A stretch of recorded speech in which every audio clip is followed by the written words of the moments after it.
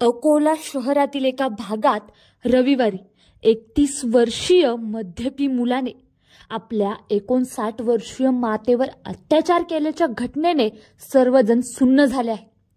या विकृत मुलास पोलिसांनी तातडीने कारवाई करत अटक केली आहे। जुने शहरात एका मुलाने मद्याच्या नशेत आपल्या राहत्या घरातच आपल्या जन्मदातीवर बळजबरीने अत्याचार केला। या विकृत कृत्यामुळे परिसरातील नागरिकांमध्ये संतापाची लाट उसळली आहे। पोलिसांच्या माहितीनुसार आरोपी नेहमीच मद्याच्या आहारी गेलेला असायचा। यापूर्वी सुद्धा त्याने त्यांच्याबरोबर वाद घातला होता। कधेमध्ये तो सेटिंगचे काम सुद्धा करायचा। बहुता बेरोजगार असल्याने त्याला हे मद्याचं व्यसन जडलं असावं। रविवारी रात्री त्याने घरात मद्याच्या नशेत असताना आपलीच 59 वर्षीय माता हिला बळजबरीने अत्याचार करण्याचा प्रयत्न केला।